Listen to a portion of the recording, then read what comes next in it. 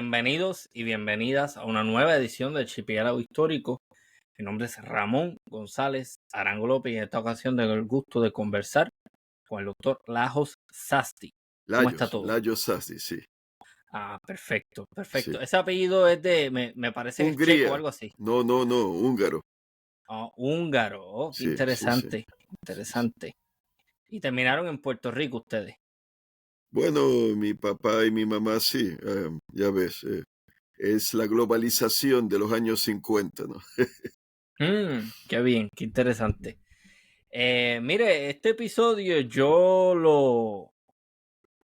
mi motivación de tratar de hacer este episodio es conseguir a una persona seria y experta en estos temas Mm, y tratar de ir a contracorriente porque veo que hay mucho sensacionalismo y muy poca seriedad a la hora de tocar este tema. Yo creo que los periodistas y toda esta gente se está yendo mucho en el viaje, como decimos en Puerto Rico, de que si tú condenas jamás, que si con quién estás, que si con quién, a favor de quién estás. Y eso mm. me parece que son narrativas bien burdas, bien simplistas y que no aportan nada a la discusión de un conflicto tan serio como el que vamos a estar comentando, ¿no? Que es el conflicto entre Palestina e Israel, que se ha querido pintar también como Hamas versus Israel, pero realmente hay algo más allá. ¿Qué nos puede decir sobre eso, no?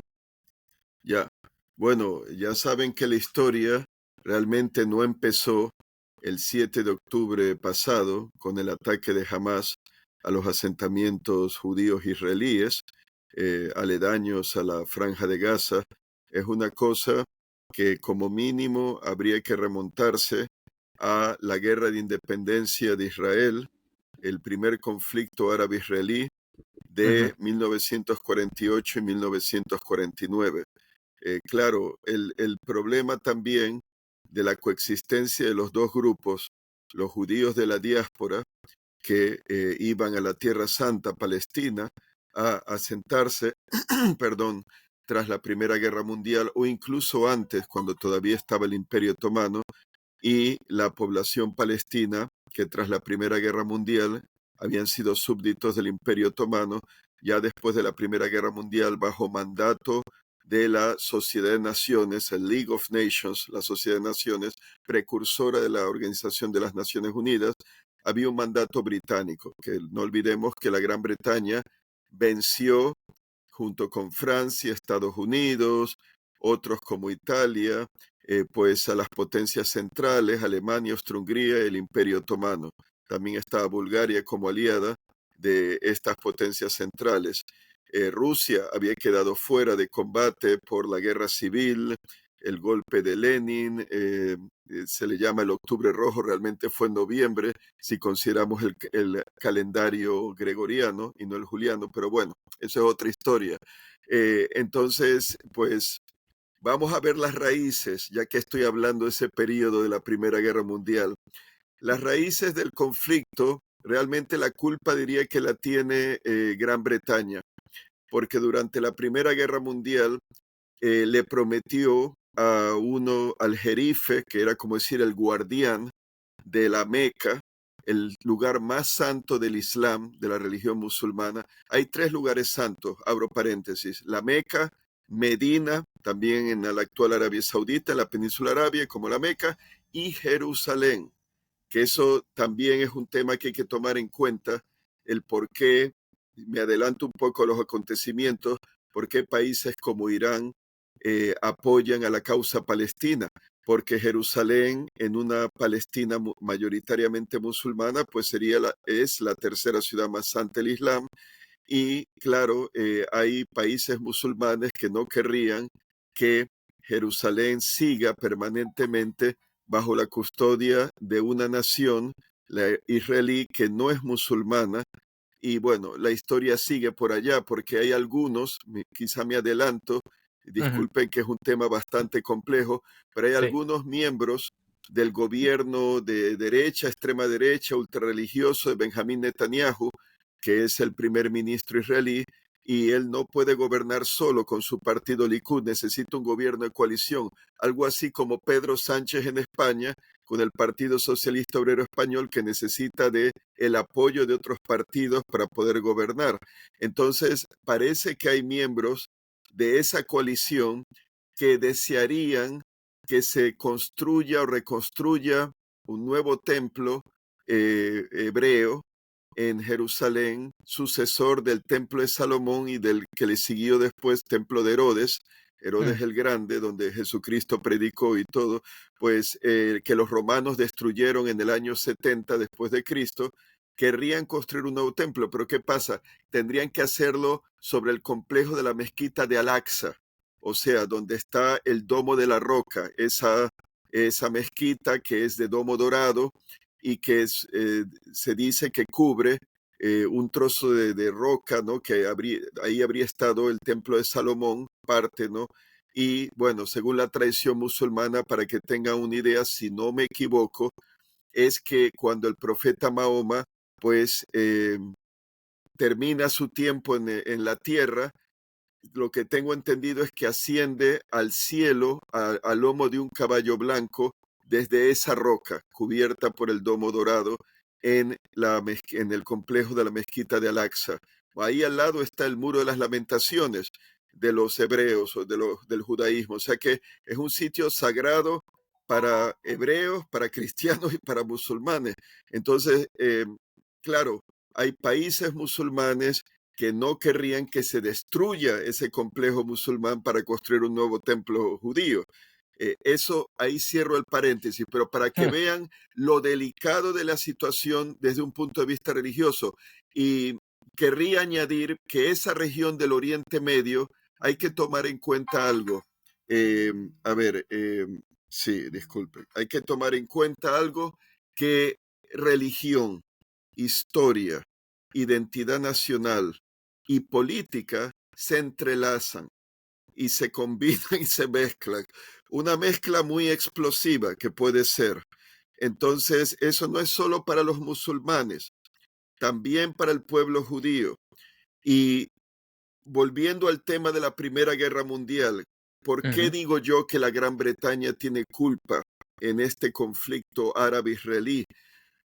Porque al jerife, volviendo al árabe guardián de la Meca, que así había sido considerado bajo el imperio turco, porque los otomanos, los turcos, dominaban buena parte de la península arábiga, incluyendo Meca y Medina. Entonces el jerife o guardián de la Meca, Hussein, los británicos, de acuerdo al protocolo de Damasco, que había sido propuesto por este guardián de la Meca y que, según parece, los británicos en parte aprobaron qué quería decir ese protocolo de Damasco y qué le ofrecían los británicos a este guardián árabe de la Meca. Ser rey de diversas naciones árabes, incluyendo a Palestina, independiente, soberano, independiente de los turcos y presuntamente independiente de los británicos. Entonces, ese Estado árabe que le prometieron al jerife de la Meca, pues iba a incluir Palestina, parte de Siria, buena parte, el Líbano, Jordania, buena parte del actual Irak. Pero ¿qué pasa? Esa promesa creo que se hizo en 1916. ¿Y por qué la promesa de los británicos? A cambio de que el jerife y los miembros de sus tribus o lucharan contra los turcos, que el sultán otomano en Estambul, Constantinopla, era el soberano. Si se levantaban contra los señores turcos a favor de la Gran Bretaña, le darían esa independencia, esa soberanía, hasta el punto este jerife de la Meca se lo creyó, que llegó a firmar rey de los árabes tras la promesa. Pero ¿qué pasa? 1917, al año siguiente, los británicos querían el apoyo de los grupos judíos internacionales, como el movimiento sionista, que es el sionismo por el monte Sión de Jerusalén. El sionismo fue creado por Herzl, un judío húngaro precisamente, en el siglo XIX, fines del XIX, y la idea era yo lo interpreto como una forma de nacionalismo judío, porque los judíos habían estado conviviendo con otros pueblos, otras naciones, y ahí venía un problema que para muchos judíos, el problema del antisemitismo y el problema de la asimilación, el que los judíos se asimilaran a la sociedad española antes de la expulsión, claro, por los reyes católicos de 1492, se asimilaran a la sociedad polaca, a la sociedad alemana, se secularizaran. Entonces, como pasó en Alemania antes de Hitler, en Austria, en lo que era Austro-Hungría, había judíos que venían de Europa del Este, lo que fue el imperio zarista, como los ultraortodoxos askenazis, pero había aquellos seculares como, por ejemplo, uno puede ver pues judíos en países de Occidente, ¿no? Estados Unidos, Argentina, en la misma Europa, que no son ultraortodoxos, que son pues un ciudadano más, integrando, a veces casándose con gentiles, con cristianas o con cristianos, dependiendo el sexo de la persona. Entonces, Herzl, el fundador del sionismo, quería evitar aparentemente esa asimilación, esa pérdida de identidad, y no olvidemos el siglo XIX, el siglo de los nacionalismos, la Revolución Francesa, la nación en armas francesa, el nacionalismo vasco, ahora se me escapa el nombre de el fundador de ese movimiento en Vascongadas, Euskadi. Entonces, bueno, en mi opinión, el sionismo era revivir el nacionalismo, pero no quedándose en los países donde estaban, Alemania, Austro-Hungría, Rusia, que ahí los perseguían, por cierto, con los pogromos sangrientos. Por eso hay tantos judíos que emigraron a Nueva York, a Estados Unidos, a fines del siglo XIX y comienzos del XX, escapando esas persecuciones de la Rusia zarista, con la bendición de la Iglesia Ortodoxa rusa y la autorización de las autoridades rusas. Pero la idea era emigrar, según el movimiento sionista, a Palestina. Y sí, le llamaban Palestina. Hoy en día es como que los judíos sionistas no quieren hablar de Palestina como Palestina, simplemente es Israel. Pero tengo fuentes, por ejemplo, de judíos húngaros del siglo X, fines del XIX, en que se referían a la tierra, a la Palestina, pues lo que había sido bíblico, la tierra prometida, ¿no? En tiempos, pues ya saben, Josué y los israelitas y David y todo eso. Entonces, la idea era regresar a Palestina, vamos a decir, a la Tierra Santa, y ahí pues tratar de tener un hogar para los judíos. Bueno, volvamos a los británicos, 1917. El secretario, creo que de política del Foreign Office, de la política exterior, Balfour, británico, le ofreció, creo que era Lord Rothschild, miembro de la familia Rothschild, que es de origen, era de origen alemán, pero tenían sucursales miembros de la familia en distintos países clave.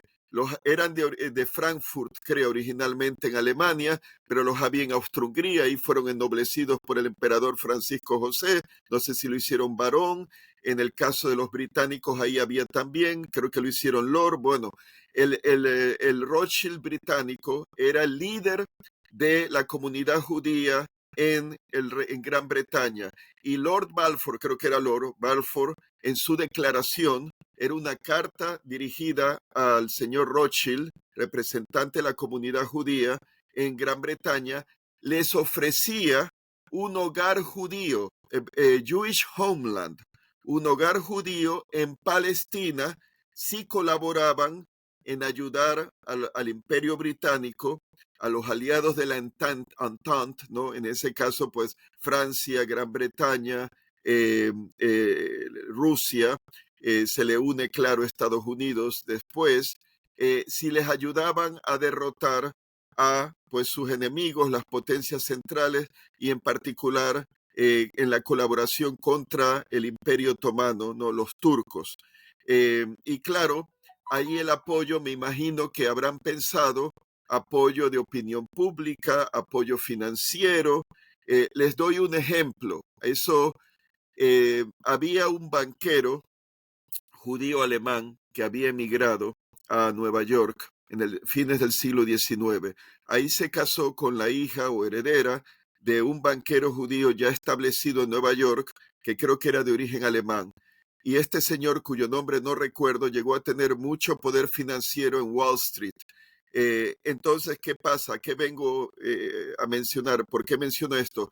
Porque en la guerra ruso-japonesa de 1904-1905 llegó un momento ante las derrotas que sufrían las fuerzas del zar ruso ante el imperio del Japón, solicitó ayuda económica, un préstamo en la banca de Nueva York. Y este banquero de origen judío alemán se lo hizo lo posible para negárselo a la Rusia zarista y más bien concedérselo al Japón para derrotar a Rusia. ¿Y por qué? Por los pogromos de la Rusia, los zares persiguiendo a los judíos, gente muy humilde que vivía en aldeas, les destruían las casas, lo que había dentro, les mataban los animales domésticos, había homicidios también de judíos, barbaridades, antisemitismo puro, ¿no? Me imagino que los de la Iglesia Ortodoxa rusa pues venían con el cuento, la cosa de que todos eran culpables por la muerte de Cristo y por lo tanto había que darles duro. Pero en todo caso, bueno, logró negarle el préstamo a la Rusia zarista y esto para mí quiere decir que Estados Unidos, que entró en guerra contra Alemania y las otras potencias centrales en 1917, pues claro, un gran centro industrial, económico, financiero, mediático, la prensa amarilla de tiempos de la guerra hispanoamericana contra España, bueno. Entonces, la promesa era esa, que si las comunidades judías y el sionismo, porque había varias organizaciones aparentemente, ayudaban a la Gran Bretaña a ganar la Primera Guerra Mundial, se les prometía ese hogar para el pueblo judío de la diáspora. ¿Y la diáspora qué es eso? Bueno, resulta que ustedes pues se acordarán o habrán escuchado de una rebelión que hubo contra los romanos empezando del año 66, culmina, no termina la guerra allí, pero culmina con la captura de Jerusalén por Tito, el hijo del emperador Vespasiano. La guerra empezó en tiempos de Nerón como emperador y en eso cae Nerón y Vespasiano, que era el general que le encargaron derrotar la revuelta judía, pues él lo eligen emperador, gana la guerra civil y eventualmente Tito captura Jerusalén, hijo del emperador Vespasiano, y destruye el templo.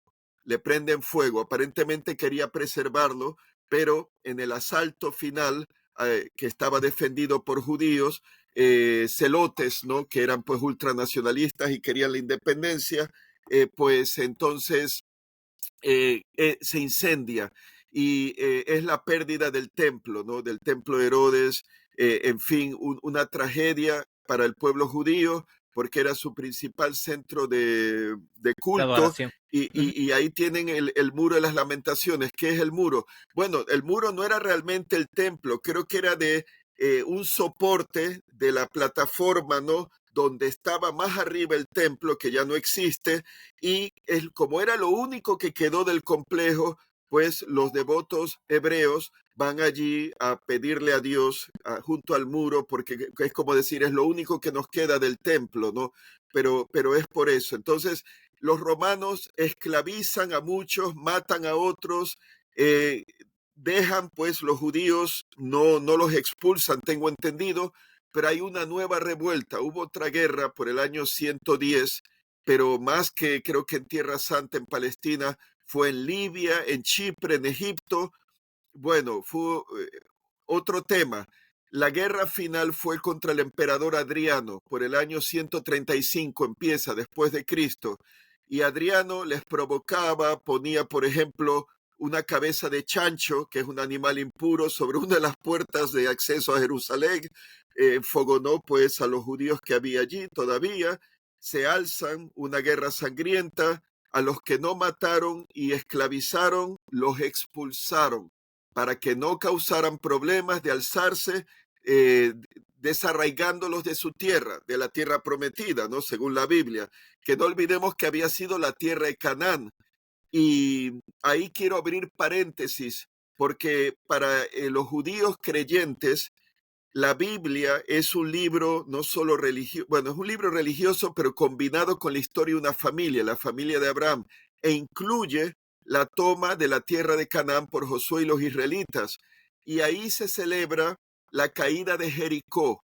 Y según la Biblia, aterrorizaron a los cananeos habitantes de Jericó con las trompetas esas, que según la historia hicieron caer los muros. Bueno, entraron los israelitas, mataron a todo el mundo, hombres, mujeres, niños, animales domésticos, y según la Biblia hicieron lo mismo en todas las otras ciudades de Canaán, porque lo que hicieron Josué y los israelitas era limpieza étnica de los cananeos y cogerles la tierra. Según la Biblia, los mataron a todos los que pudieron. Me imagino que muchos habrán huido, pero a los que no huyeron los mataron.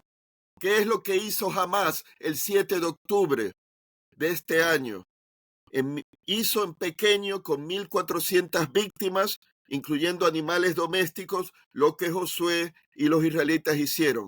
Ya sé que eso pasó hace 3,300 años, pero para muchos judíos, esos héroes del pasado, llámese Josué, Moisés, obviamente, David, Gedeón, el juez, son palpitantes, son vibrantes, son gente que realmente está ligada a su identidad, y la justificación, la legitimidad en última instancia del Estado moderno de Israel, la República de Israel, es en esa conquista que llevaron a cabo hace 3,300 años en busca de la tierra prometida, y que llevó a cabo, según la Biblia, la masacre y genocidio que yo le llamo el Holocausto cananeo. Pero bueno, volvamos a 1917. La promesa esa de la declaración Balfour, que le hicieron pública después, la publicaron en la prensa los británicos, se hizo después de una batalla en que ganaron los británicos a los turcos, que estaban defendiendo por Gaza, creo que fue, pero no recuerdo ahora exactamente la batalla, si fue en Gaza. Los británicos estaban en Egipto, en el canal de Suez, y trataban de entrar a Palestina por el frente de Gaza. Logran romper el frente, eventualmente derrotan a los turcos, y Turquía pierde su imperio, ¿no? Palestina, lo que es Jordania, controlaban la costa del Mar Rojo de la actual Arabia Saudita hasta el norte de Yemen. Irak era de ellos, Siria también, Líbano, etcétera.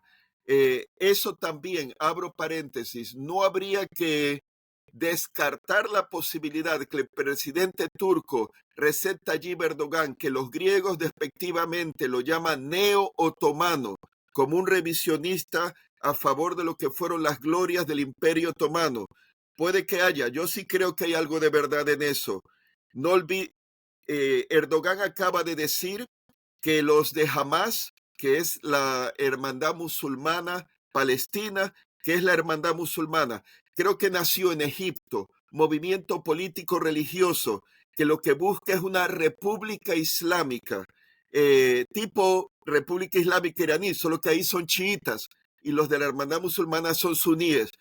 Por algo es que las monarquías absolutas suníes, islamistas como la saudí, que es wahabita, odian a la hermandad musulmana. Originalmente la odiaban porque la hermandad quiere tener regímenes republicanos. Piensen en la Revolución Francesa en Europa a fines del siglo XVIII, comienzo del XIX, y las monarquías absolutas. Ahora, interesantemente, da la impresión que Arabia Saudita se está entendiendo con Irán para denunciar, o Emiratos Árabes Unidos, lo que está ocurriendo en Gaza. Pero digamos que Erdogan ha dicho que jamás no son terroristas, que son libertadores, que Israel es la ocupación de Palestina.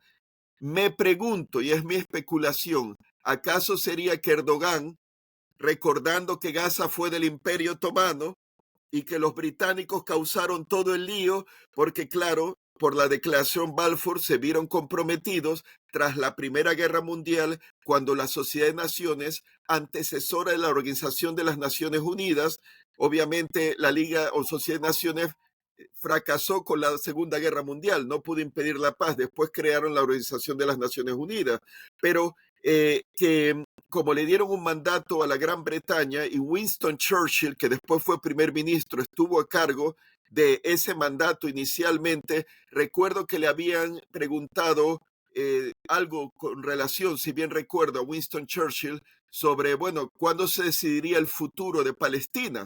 Y entonces él dijo que no había suficiente número de judíos todavía para decidir el futuro por la declaración Balfour. Entonces ahí está, recapitulando este tema. Los británicos prometieron lo mismo hasta cierto punto, la misma tierra a árabes y a judíos. Claro, parece que no le daban a Palestina la independencia per se, pero como parte de un reino árabe soberano independiente. Y claro, en el caso de los judíos, pues les prometían volver a la Tierra Santa, la Tierra Prometida. Y eso quiero decir que para el judío, después de la expulsión por los romanos, por Adriano, en esa última guerra, la tercera guerra romano-judía, judeo-romana, que empezó en el año 135, ha sido un sueño milenario el volver a la tierra de los antepasados, porque para ellos la tierra santa o la tierra prometida era la tierra donde estaban, pues están enterrados en Hebrón, dice la tradición, en la cueva de la tumba de los patriarcas, Abraham, Isaac, Sara y, según la Biblia, todos ellos descienden de Abraham. Abro paréntesis, y esto es como una ironía, que recuerdo unos estudios científicos genéticos hechos por geneticistas. La noticia creo que es de hace 30 años o 20 años, tanto británicos como israelíes, y trataron de determinar el origen de tanto de los judíos blancos, excluyendo a los etíopes, pero incluyendo, claro, a los sefardíes que fueron expulsados por Isabel la Católica, Fernando el Católico de España, Castilla, Aragón, y después Joao II de Portugal por presiones de Isabel la Católica. Él era yerno de Isabel la Católica, expulsa a sus judíos de Portugal también por presiones de Isabel. Pues todos esos grupos judíos blancos, más los sirios, más los palestinos, y creo que incluyendo a los libaneses también, descienden de 30, 40 familias más o menos hace 4.000 años. Todos ellos salieron de un número limitado, menos de 60, menos de 100 familias. Quizá la historia brava es verdad, pero ya saben que los musulmanes, los árabes, perdón, creen que ellos descienden de Abraham por ser descendientes de Ismael, que fue un hijo ilegítimo de Abraham con Agar, esclava de Sara. Se acostó con Agar Abraham, tuvo Ismael y según la tradición, pues todos los árabes descienden de Ismael. Pero ahí es la ironía con este conflicto, que estamos realmente hablando de primos hermanos. Todos ellos se están matando como Caín y Abel, y según la ciencia, ¿y cómo se basa esta ciencia? Parece que hay un gen que solo se transmite por vía masculina, que no se altera, no cambia a pesar de las generaciones, pero solo se transmite por vía masculina, no femenina. Y eso es que les llegó a descubrir que todos estos grupos, judíos blancos, palestinos, sirios, descienden de un número limitado de familias. Volviendo pues a después de la Primera Guerra Mundial. Obviamente, con esa promesa británica del hogar judío, muchos judíos fueron emigrando. Ya lo hacían antes, bajo el Imperio Otomano, por el movimiento sionista, pero la cosa se acelera con la promesa de los británicos. Los palestinos se ponían nerviosos porque ellos querían tener, pues, su estado propio. ¿De dónde viene el nombre Palestina? Bueno, tengo entendido que fue utilizado ya desde tiempos de los antiguos griegos. No sé si incluso Estrabón lo menciona, historiador griego, creo que el siglo V antes de Cristo. Pero ciertamente después los romanos lo usan y los bizantinos. Los bizantinos eran los del Imperio Romano Oriente que fueron conquistados por los árabes musulmanes allá por el siglo VII. Entonces, pues, según tengo entendido, viene de Filistea, Filistina, la tierra de los filisteos, que irónicamente es en la Franja de Gaza. Ahí es donde estaban los antiguos filisteos que tanto batalló, pues Sansón y David y Saúl y todo eso. ¿Y cuál es el origen de los filisteos? Solo por una anécdota histórica. Ujú, Hubo una invasión a Egipto en el llamado Imperio Nuevo en tiempos del último gran faraón que tuvieron, Ramses III. Y la invasión fue por mar. Hubo una gran batalla naval en el delta del Nilo en que los egipcios los derrotaron. Creo que un templo, no sé si es funerario, y Ramses III está esculpido en bajo relieve en los muros la batalla con los llamados pueblos del mar, que era una confederación de piratas que incluían de Cerdeña, parece que había aqueos, los antiguos griegos de la guerra de Troya. Bueno, y todos se unieron para capturar Egipto y saquearlo. Ya habían devastado a Chipre, ya habían devastado a los hititas, ya habían devastado a Ugarit en Siria, se habían cargado también algunas de las ciudades de los aqueos, esas famosas ciudades de tiempos de la guerra de Troya. ujú, Entonces, hubo una segunda invasión, creo que no sé si era paralela a la marítima, los pueblos del mar por tierra. Los egipcios los derrotan, allí iban con mujeres y niños los invasores, y a los supervivientes los asentaron en Gaza con la condición eran, no los iban a esclavizar o a matar, pero les daban cierta autonomía con tal que defendiesen la frontera egipcia de ese lado, con la tierra de Canaán y con Siria más arriba, etcétera.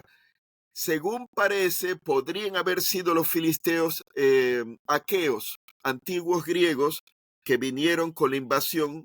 Han descubierto cerámicas aqueas, las armas descritas en la Biblia, con un penacho que pudo haber sido de plumas o de crin de caballo, como aparece en el templo egipcio de Ramses III, ujú, eh, como los cascos posteriores de los griegos con sus crines, sus cimeras, de tiempos de las guerras contra los persas, etcétera.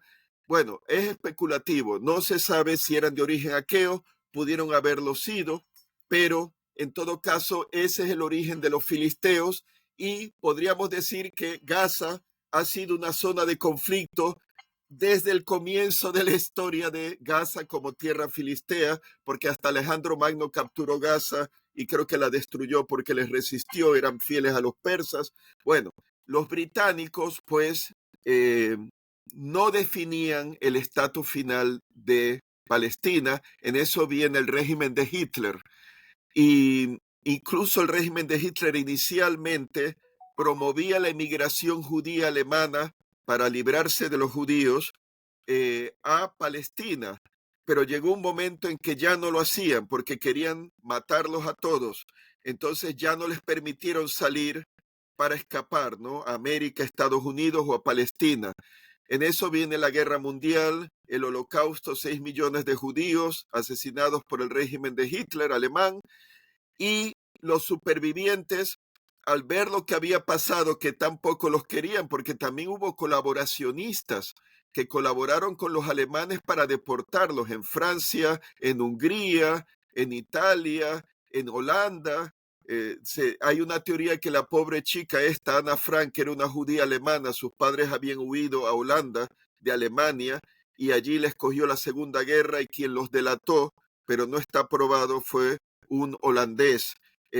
Pero bueno, en todo caso, hubo incluso un caso tras la Segunda Guerra Mundial en Polonia, ya bajo régimen comunista prosoviético, que surgió el chisme que los judíos habían secuestrado un niño, supervivientes del Holocausto, y estaba la idea que habían sacrificios de niños y vainas de esas, mentiras que se inventaban desde la Edad Media.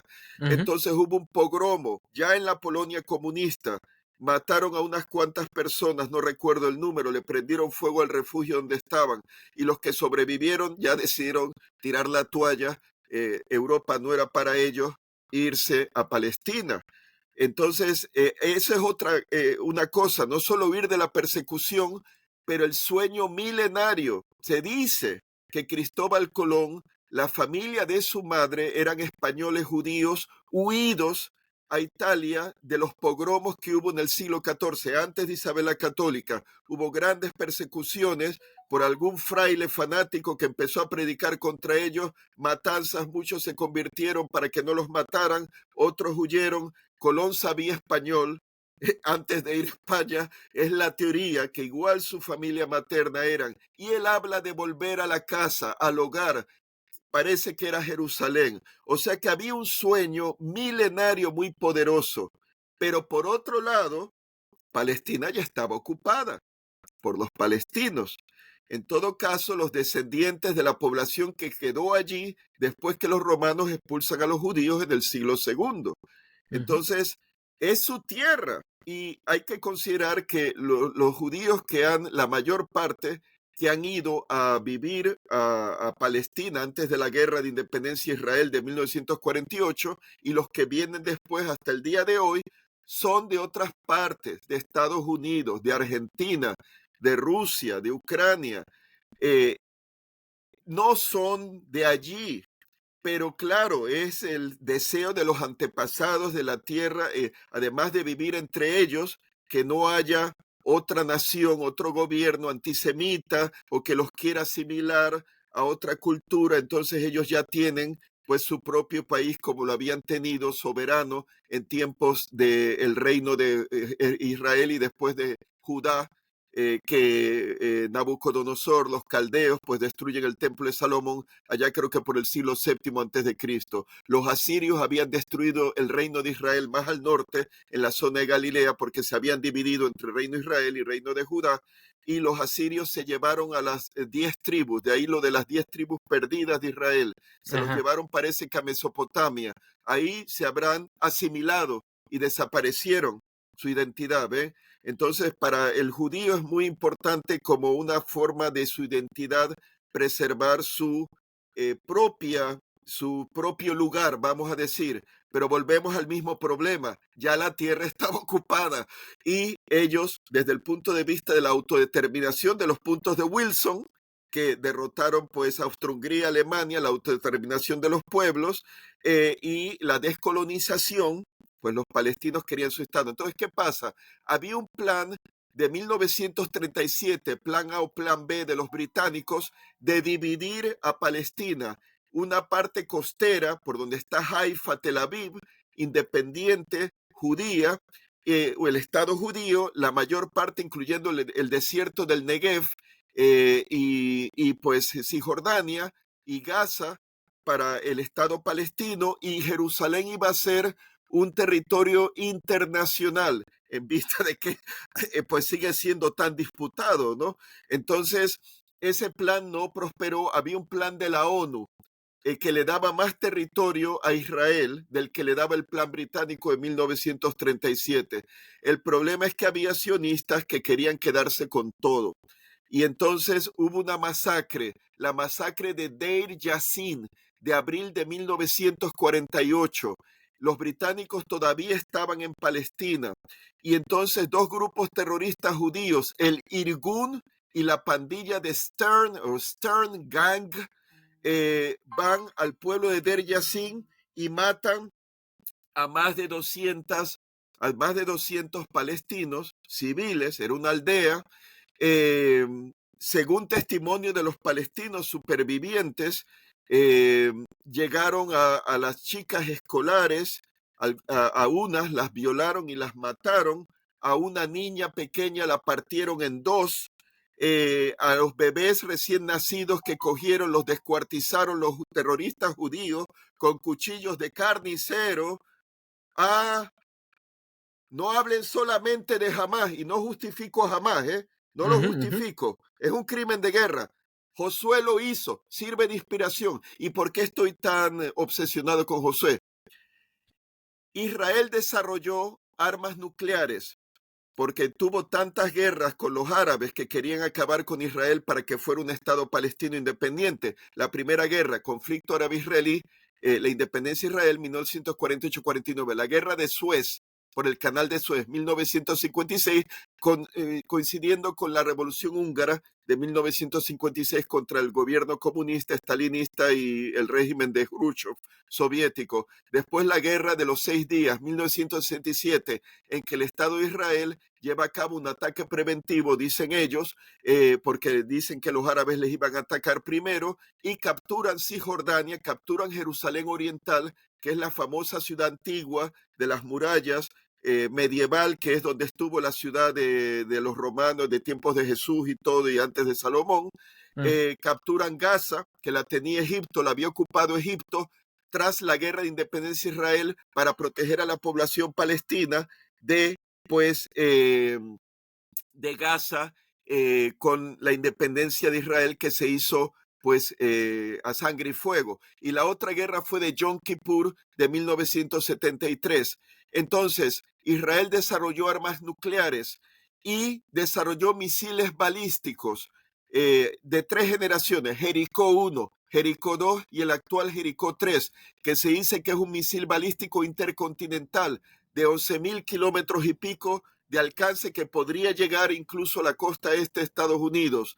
Entonces, ¿por qué le ponen de nombre Jericó? Por la masacre de Jericó. Porque es como decir, si nos atacan y estamos a punto de desaparecer, vamos a destruir la ciudad que sea, llámese Teherán, llámese Damasco, donde sea, y acabar con todos como hizo Josué y los israelitas. Al menos esa es mi interpretación. Por algo le llaman Jericó, porque para ellos está muy vivo y presente el genocidio que cometieron Josué y los israelitas, y que nadie condena, sino más bien dicen amén y lo celebran. No, eso. Entonces, volviendo al tema de la masacre de Deir Yassin, 1948 abril, pues eso causó un terror. Los palestinos decidieron huir en masa para evitar que les hicieran lo mismo a los de Deir Yassin, que por cierto, se habla mucho de que no se olvide el holocausto de los 6 millones de judíos muertos, y me parece bien, porque si se olvida volverá a ocurrir, incluso acordándose puede volver a ocurrir, pero la masacre de Deir Yassin la han olvidado. Han hecho un centro psiquiátrico en el pueblo, totalmente borrado del mapa. Y hay algún autor en Israel, judío israelí, que hasta niega que hubo una masacre. Negacionista, negador de la masacre de Deir Yassin. Hablan de los negadores del holocausto judío. Hablemos de los negadores de la masacre de Deir Yassin. Entonces, ¿qué pasa? Ahí es la Nakba, creo que no es Nabka, Nakba, que es cuando los palestinos huyen, y es la limpieza étnica, pero huyen para evitar que les pase como les pasó a los de Deir Yassin, y se van a Cisjordania, Jordania ocupa Cisjordania, Egipto ocupa Gaza para proteger Gaza, etcétera. Pero no quedó ahí la historia. 1953, en vista que había incursiones de militantes palestinos hacia el territorio ya reconocido de la República de Israel, Estado de Israel, pues llevaron a cabo, dicen que creo que un ataque fue que mataron a una madre israelí judía y a sus niños que iban en su auto. Bueno, pero ¿cuál fue la cosa? La orden vino de Ben Gurión, primer ministro, que le han dado el nombre al aeropuerto, sí, de Ben Gurión. Pues Ben Gurión ordenó al ejército israelí, a la unidad 101 de élite del ejército israelí, bajo el mando de Ariel Sharon, que después fue ministro de Defensa con la masacre de Sabri Chatila, 1982, campos de refugiados palestinos que fueron masacrados en el Líbano cuando los israelíes invadieron el Líbano, y después fue primer ministro. Pues fue la unidad 101 bajo Ariel Sharon, que su hermano, nada que ver con Ariel Sharon, su hermano fue un héroe, estuvo en Entebbe liberando a esos rehenes que habían capturado y dio su vida por ello. Esa es otra historia. Pero Ariel Sharon fue a la villa de Kibia, en Cisjordania, ocupada por Jordania, pero Palestina, lo que ahora sería pues Cisjordania. Mataron a 69 personas en la noche.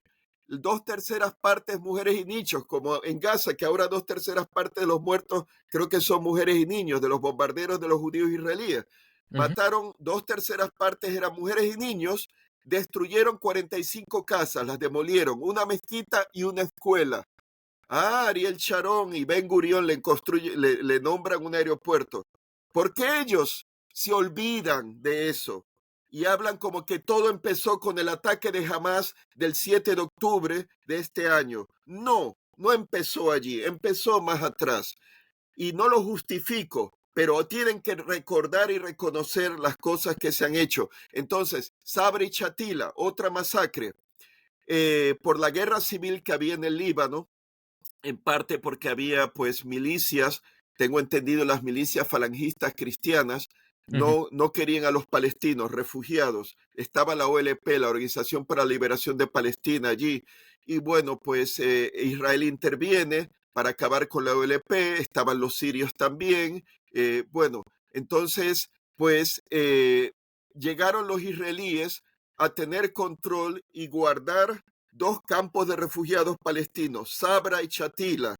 Entonces, permitieron que las milicias falangistas cristianas que odiaban a los palestinos y acababan de asesinar, creo que al primer ministro del Líbano, que era un cristiano, ujú, libanés, en venganza los soldados israelíes que guardaban las entradas de los campamentos les dejaron entrar a los milicianos y durante 2 días mataron desde 460 hasta 800 o hasta 3.500 civiles refugiados palestinos. El ministro de Defensa responsable era Ariel Sharon, el de la masacre de Kibia. ujú, Y cuando había palestinos que querían salir escapando de la masacre, los soldados israelíes les negaron la salida y los dejaron que los mataran. Eso es complicidad.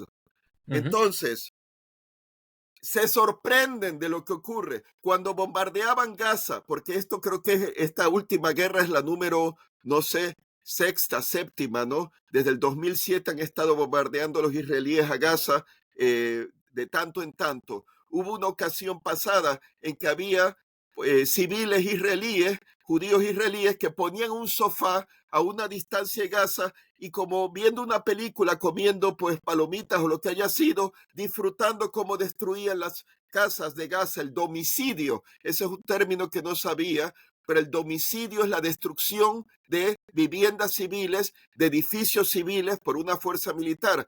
Y me olvidé de decir con la masacre de Kibia de 1953, eso existe no solo el terrorismo de organizaciones no gubernamentales, ujú. también existe el terrorismo de Estado, damas y caballeros. Terrorismo de Estado, cuando un Estado, un gobierno, lleva a cabo crímenes de guerra y de lesa humanidad.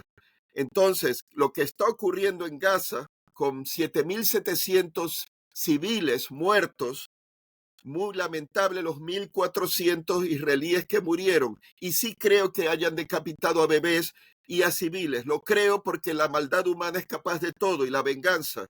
Lo hizo Josué. Lo hicieron también en Deir Yassin los terroristas judíos. Es muy factible. Pero eso no justifica que maten a gente inocente, que son 7.700.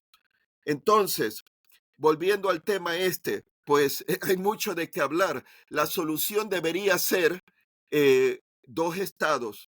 Claro, se han cometido tantas injusticias, tantos crímenes de parte y parte, tanto y dolor, pero Yitzhak Rabin, que fue héroe militar israelí de las guerras que tuvo, pues, y Yasser Arafat, que había sido considerado terrorista y demonizado, llegó, gracias a Bill Clinton, a llegar a un acuerdo. Lo que pasa es que asesinaron a Yitzhak Rabin, un fanático. En aquellos tiempos, Benjamín Netanyahu, asusando, si bien recuerdo, contra Yitzhak Rabin por ese acuerdo de paz de Oslo, asusando.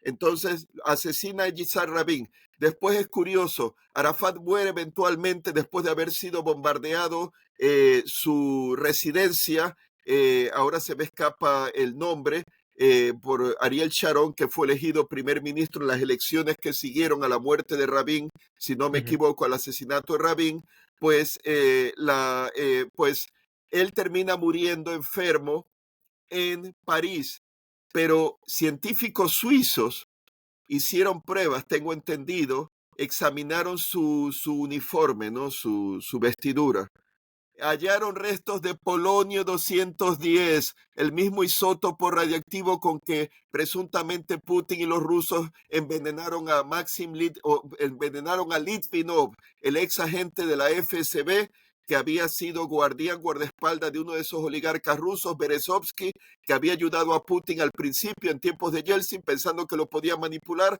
Al ver que Putin no podía ser manipulado, se enemistó Berezovsky con Putin. Después Berezovsky, años después, apareció muerto en el baño de su palacio en el Reino Unido. en circunstancias especiales, y a Litvinenko lo envenenaron con polonio 210.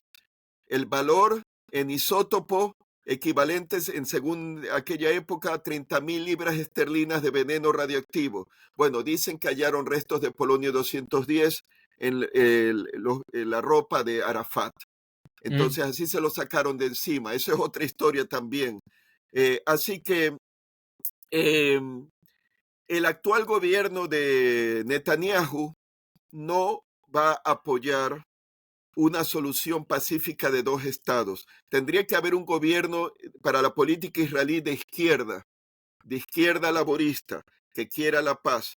Así se podría. En estas circunstancias, y menos en plena guerra, no es posible. Pero lo que quiere Benjamín Netanyahu y los que le apoyan en su gobierno y el electorado que le apoya es la limpieza étnica de Gaza para después ocuparla y colonizarla. Porque no olviden que cuando Ariel Sharon precisamente se retira de Gaza, porque era un problema de seguridad para ellos, en 2006, habían como 20.000 colonos israelíes allí, 20.000 o 30.000, creo que eran 20.000, que tuvieron que evacuarlos. Algunos se resistieron.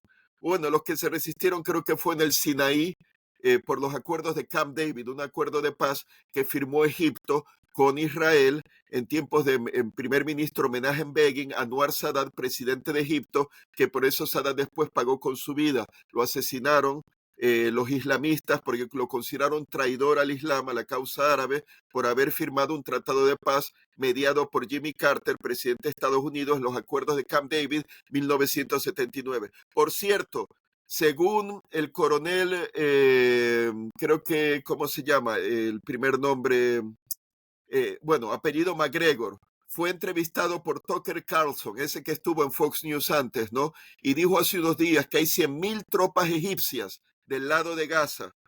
A ver qué pasa.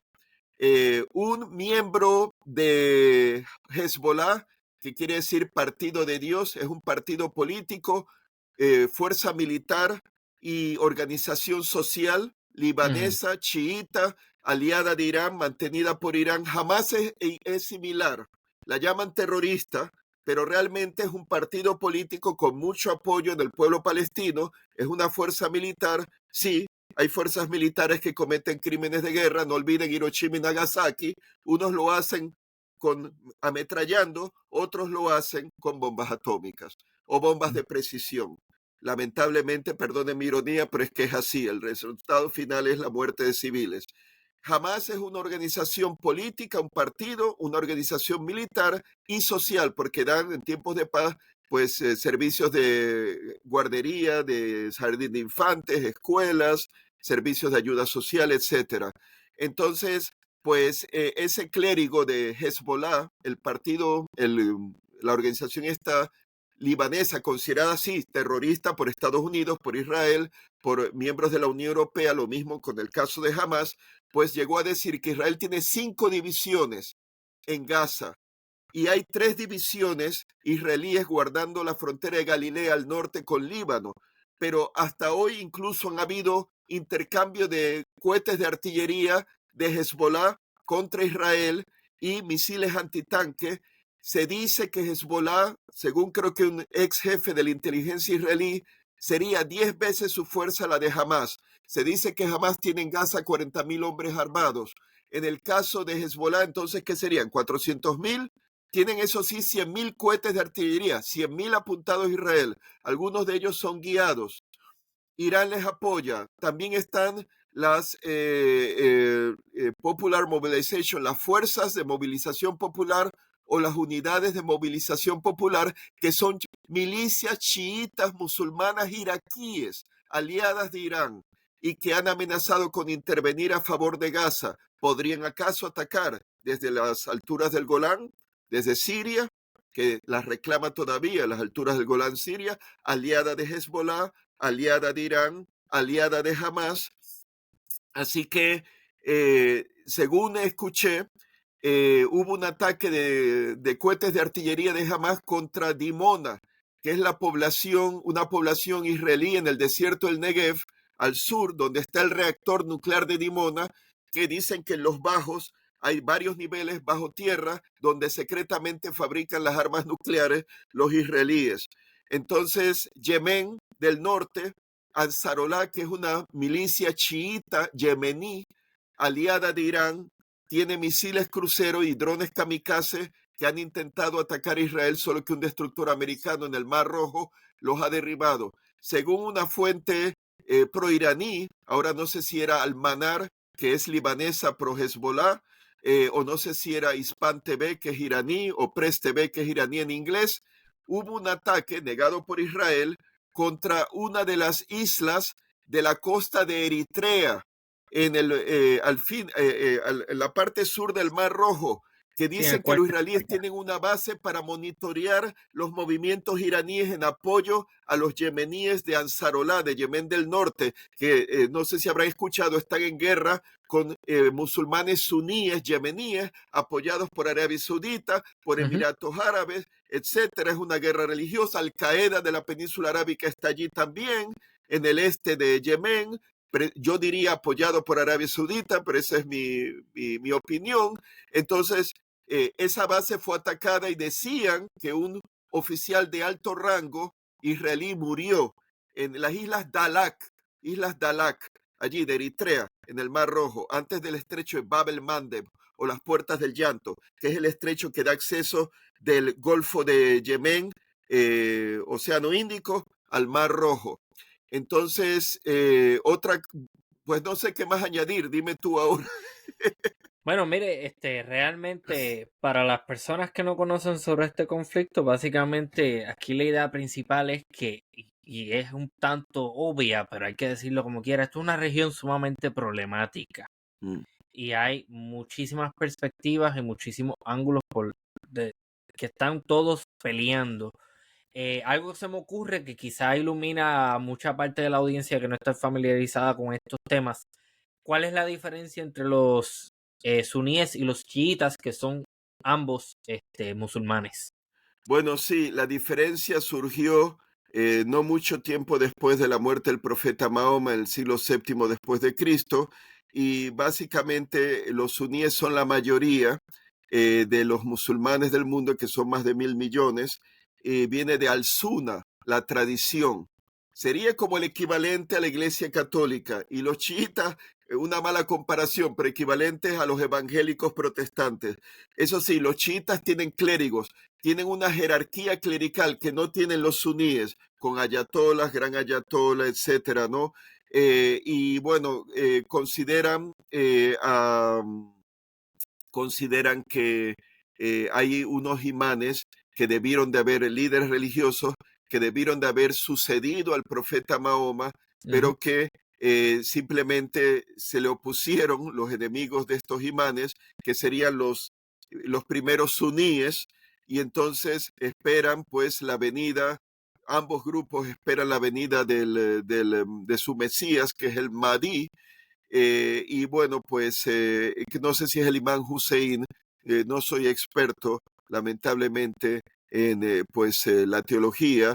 Ujú. Tengo que estudiarlo más realmente. Lo mío ha sido más bien Rusia y la ex Unión Soviética, pero digamos que los suníes, sobre todo algunos muy conservadores como han sido y son los saudíes wahabitas, Osama Bin Laden era wahabita. ¿Qué es el wahabismo? Una forma austera del Islam, que es tratar de vivir como los primeros seguidores de Mahoma y dejarse de títulos y formas y decoraciones y todo lo más austero posible. Y bueno, pues consideran a los chiitas apóstatas y que hasta, bueno, matarlos incluso, ¿no? O sea que ha sido una cosa, pues, una rivalidad que, por ejemplo, se llevó a la guerra de Siria, que todavía no ha terminado, aunque ahora esté, digamos que en baja intensidad. Pero el conflicto, tumbar al régimen sirio de los alawíes, que se supone que son chiitas, y entonces que la mayoría siria, que son musulmanes suníes, pues gobiernen, y los saudíes que apoyaban a esa insurgencia suní siria, pues sí, estaban en contra de los chiitas de Irán, pues los chiitas iraquíes también por considerarlos apóstatas y que no representan el Islam, etcétera. Hay otra cosa también. Hay 1 millón de ciudadanos árabes saudíes en la provincia del este de Arabia Saudita, que es la que tiene costa con el Golfo Pérsico, donde está el 60% del petróleo saudí y creo que el gas natural también. Son ese millón chiitas por la influencia cultural pasada de Persia, porque antes de ser Irán, pues era Persia, un reino poderoso, rival del Imperio Otomano. ¿Por qué se llama el estrecho de Hormuz Hormuz? Por el antiguo dios del bien creador Ahura Mazda. Sí, creo que la empresa japonesa puso Mazda su marca por ese dios del bien creador Ahura Mazda, El de los zoroastrismo. zoroastrianos, antes de la llegada del Islam, de la conquista de Persia, creo que en el siglo VII por los árabes. Entonces, pues, Golfo Pérsico, que los antiguos griegos le pusieron precisamente por la importancia del imperio persa. Entonces, por eso también una fuerte presencia chiita parece árabe en Bahrein, que los soberanos de Bahrein, aliados de los saudíes, son suníes, pero la masa de la población son chiitas, se sienten oprimidos, que no los incluyen por ser, vamos a decirlo, lo digo yo, apóstatas. Ellos se alzaron en protestas pro democracia cuando fue la primavera árabe 2011 y fueron reprimidos por fuerzas saudíes, que hay un puente que conecta la isla de Bahrein con Arabia Saudita. Por cierto, en Bahrein hay grandes bases navales de la quinta flota americana, base francesa también creo, base británica sin duda. Así que, y los saudíes que son chiitas, pues por esa antigua influencia cultural persa, ¿no? Que se traducía también en influencia religiosa. Pero habrá que ver si el conflicto de Gaza une a estos países que estaban pues tan distanciados y confrontados. Antes de la guerra de Gaza saben ya que la China negoció un acuerdo, como para decir un entendimiento entre Arabia Saudita e Irán. Y eso, pues digamos que era un proceso de acercamiento. Mi interpretación ha sido que Arabia Saudita quería evitar involucrarse en una guerra en vista a la antigua y pasada hostilidad de los saudíes contra los iraníes, por ejemplo, en la guerra de Siria, en la guerra de Yemen, y con las amenazas de Benjamín Netanyahu de destruir el programa nuclear iraní. Pues yo creo que por eso es mi interpretación. Los saudíes decidieron, pues, y si lo hacen los saudíes, yo diría que los emiratíes, Emiratos Árabes Unidos también. Qatar tiene buenas relaciones con Irán. No olviden que cuando se distanciaron en 2017, creo que fue, los saudíes y los cataríes y los emiratíes de los cataríes, porque acusaban de que Qatar, pues como que era aliada de Irán y conspiraba, etcétera. Realmente la rivalidad era también porque Qatar apoya a la hermandad musulmana, como Turquía, y los saudíes enemigos de los hermanos musulmanes. Por eso Qatar ayuda a Hamas, a Gaza. La ayuda es más económica, humanitaria. Irán se encarga de la ayuda militar, al parecer, a Hamas. Pero hay, pues, esa cuestión, esa relación. Turquía tiene base naval y base militar en Qatar, que era para defender, reafirmaron esas bases cuando había amenaza de una intervención militar saudí contra Qatar, creo que en 2017, fue en 2017 o fue en tiempos de Trump, creo que en tiempos de Trump, ahora se me escapa, pero en todo caso prohibían a los aviones de la línea aérea catarí sobrevolar Arabia Saudita, incluso Egipto, porque Egipto está subsidiado por Arabia Saudita. Entonces, ¿qué hizo Irán? Ofreció su espacio aéreo para los vuelos cataríes comerciales a Europa y también daba alimentos, porque parece que los saudíes y emiratíes tienen vaquerías y cosas, ¿no? Que le vendían leche a Qatar, que es una península-estado en el Golfo Pérsico, Sí. y los iraníes apoyaban a Qatar. O sea que son relaciones que no se van a olvidar así nomás. Y da la impresión que Arabia Saudita quería pues enmendar sus relaciones también con los iraníes. Pero vamos a ver qué pasa, porque por un lado tenemos a Rusia, Irán. Rusia invitó a líderes de Hamas y a delegación iraní el jueves pasado, este jueves pasado a Moscú. Putin está pescando en aguas revueltas. Él, en mi opinión, se veía pues bastante golpeado por la guerra de Ucrania, quedar empantanado y de repente viene esta crisis y claro, él aprovechando la cuestión de que Estados Unidos apoya a Israel y el hecho que lo de Gaza repugna al mundo musulmán, pues está sacando ventaja del asunto. Así que veremos ¿Qué pasa con todo esto? Otra pregunta que tenía, ¿qué rol juegan los cristianos en todo este revolú? Bueno, los cristianos palestinos, los hay, pues han sufrido, ¿no? Está el hospital ese anglicano que dicen los israelíes que fue un cohete errado de la Yihad Islámica Palestina, que es una milicia palestina de Gaza apoyada por Irán, más directamente apoyada que Hamas. Y yo considero que no fue un accidente, fue un ataque deliberado con unos misiles lanzados desde el aire por Israel. No fue una bomba, no fue una bomba de gravedad guiada, no, fue un misil especial. Está el Nimrod 2. Está también el Spike Extended Range y el Spike Extended Range 2. Y está también el Aerospike. Esos son los últimos. Los Spikes son misiles antitanque, pero también pueden atacar objetivos blandos, vamos a decir, ¿no? Y el Nimrod 2 tiene una ojiva termobárica incendiaria, pero de no mucho alcance, como pasó en el estacionamiento del Hospital Anglicano de Gaza, que hubo una conflagración, pero no muy extensa. Y el Nimrod, el Spike Extended Range, misil antitanque, también puede llevar una ojiva, creo, termobárica. O sea que pienso que, y además, según The Wall Street Journal, el misil vino desde el este y tuvo un impacto en inclinación, no sé si era ángulo de 45 grados o qué, o 70, pero a gran velocidad, parecía supersónico, transónico. Eso no fue un misil errado, eso fue un ataque deliberado y fue israelí. Así que, pero bueno, otro tema. Víctimas son los cristianos, porque el problema es que en el gobierno de coalición de Mm, Netanyahu, de ultraderecha, ultrarreligioso, hay judíos muy devotos y muy nacionalistas que odian a Cristo, lo consideran un traidor. En cambio, los musulmanes consideran a Cristo un profeta, el ujú. último gran profeta antes de Mahoma. Para ellos Mahoma es el más grande de todos, pero consideran a Jesús un profeta y a la Virgen María, la madre del profeta Jesús, que la tratan con reverencia. Y resulta, esto es irónico, pero les abro un paréntesis, había un programa de marionetas grotescas británico llamado Spitting Images de los Ajá, años sí, 80 y sí. quisieron hacer una con una marioneta grotesca de Cristo, pero lo cancelaron ante las protestas.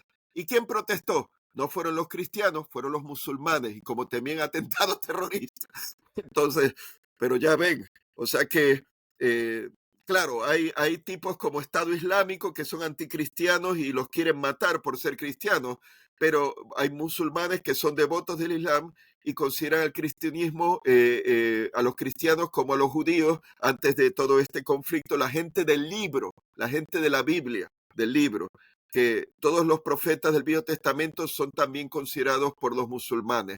Entonces, hay discrimen en Cisjordania, ha habido ataques, escupitazos en la cara, insultos, en alguna ocasión hasta han prendido fuego a alguna iglesia en Jerusalén, Jerusalén Oriental.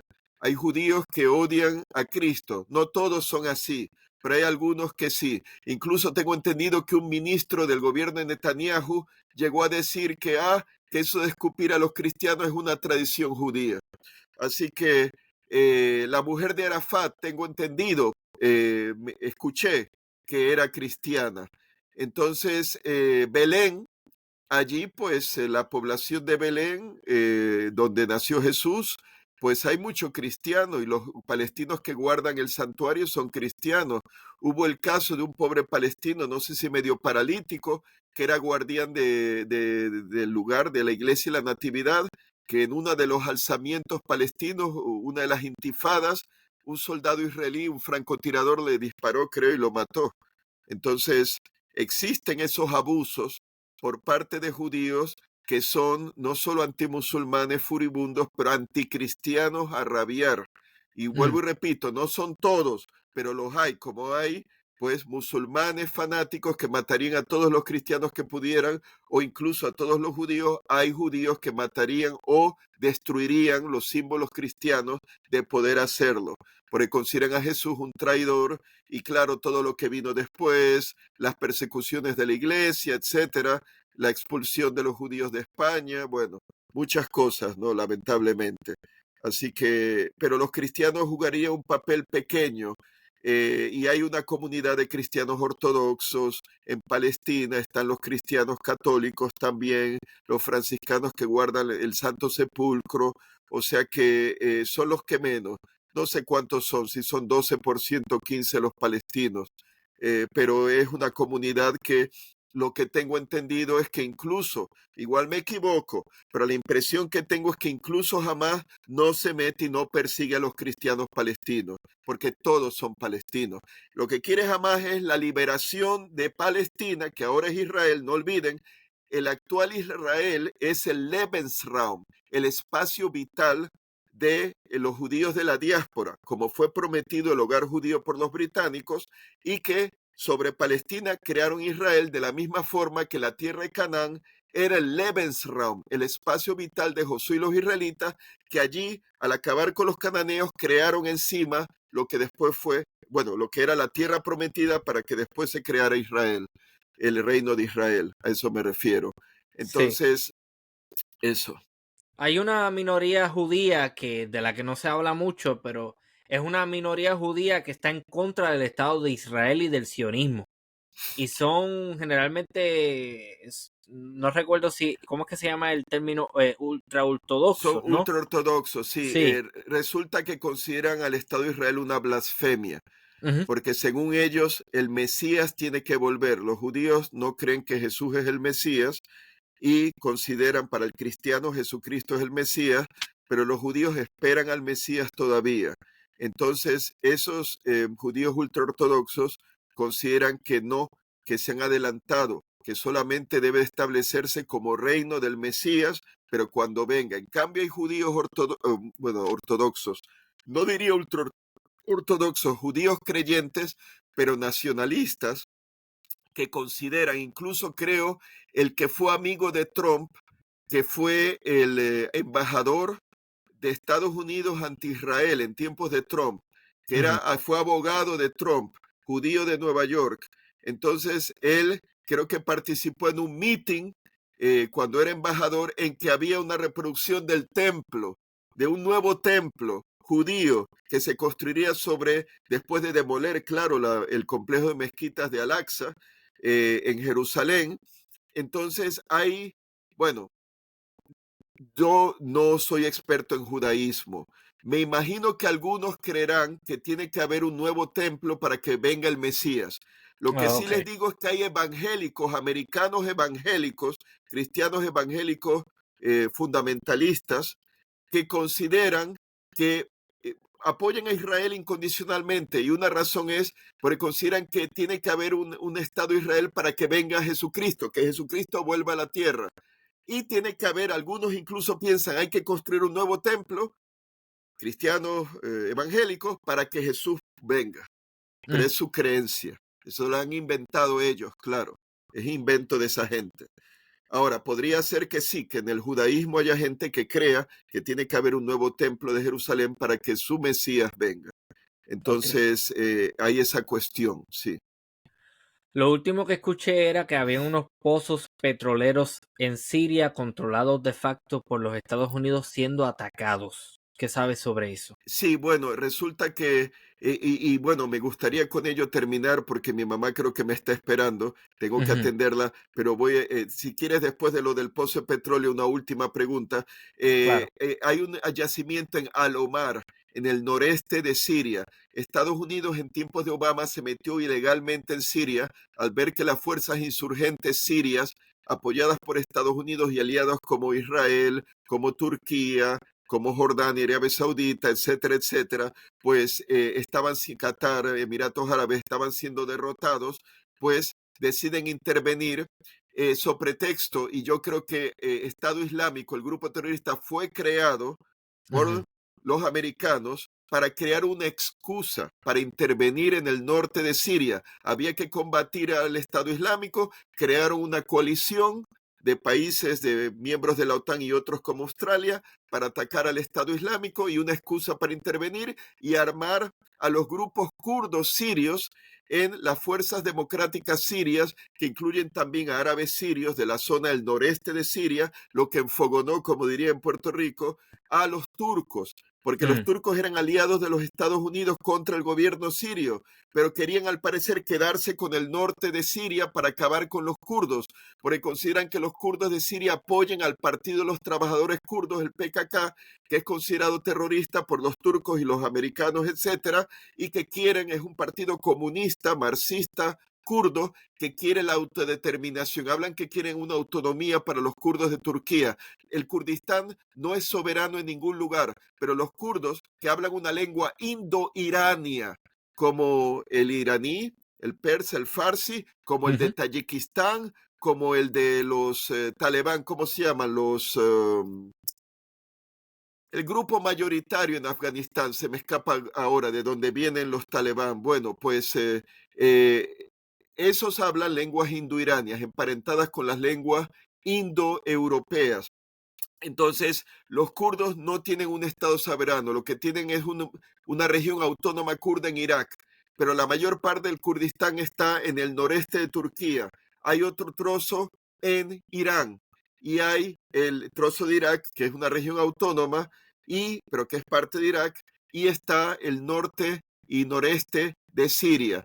Entonces, Estados Unidos está allí y ha creado esa milicia para combatir el Estado Islámico, dicen, pero también para negárselo a Siria y negarle sus pozos de petróleo y de gas natural, que aunque Siria no era un gran productor, los usaba para consumo local. Por ejemplo, Siria no tiene las cantidades de petróleo y de recursos que tienen los países árabes del Golfo Pérsico o Mesopotamia, Irak.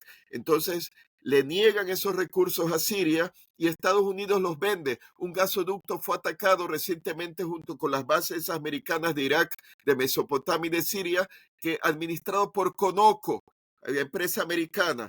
Entonces el yacimiento de Alomar fue atacado, que es de petróleo, pero también administrado por los americanos y ellos se benefician, le están robando los recursos a Siria y las bases americanas en Siria son ilegales porque las de Irak son legales, están allí con el beneplácito de Bagdad, pero las de Siria no. Entonces fueron atacadas y claro, es un tema allí bastante revuelto porque Turquía no quiere a las fuerzas democráticas sirias kurdas que Estados Unidos apoya y probablemente los turcos están descontentos que haya bases americanas allí porque no pueden hacer y deshacer como quisieran. Entonces, claro, Siria no está contenta tampoco, Irán tampoco está contento, Rusia no estaba contenta que apoya a Siria. Es un tema, pues, así muy delicado. Bueno, realmente muy triste toda la información que estamos escuchando ahora mismo. Vamos a estar pendientes a las actualizaciones del evento. Me temo que habrá una escalada, no creo que haya que hacer un experto para verlo venir. Sí. No le voy a quitar más tiempo porque la madre de uno siempre es una prioridad y yo no me voy a pretender estar por Perdonen, yo encima me de habría eso. quedado más tiempo, pero... No, para nada. Sí. Para nada. Muchísimas gracias por haber, bueno, lo que yo entiendo que es una conferencia magistral sobre el tema. Gracias, yo creo que muchas tenemos gracias. un conocimiento, yo y la audiencia, más específico y profundo sobre esto, más allá de lo que uno ve en la prensa y en muchísimos lugares donde el sensacionalismo y este tipo de cosas permea. Aquí me alegro de que se haya hablado seriamente sobre el tema. Así que, sí. Y cuando quieran, pues Ajá. repetir la continuación, sobre todo porque los acontecimientos seguirán, nuevas preguntas que tengas o tenga la audiencia, pues bueno, con mucho gusto. Estoy Pero seguro de que la gente lo va a pedir, gracias. definitivamente agradecido. Bueno, pues muchísimas gracias, doctor Lajos Sazdi, por Sí, haber participado en esta edición de Archipiélago un placer Histórico. haber estado con ustedes esta noche. Gracias. Muchísimas gracias. Y esto ha sido una nueva edición de Archipiélago Histórico. Hasta la próxima.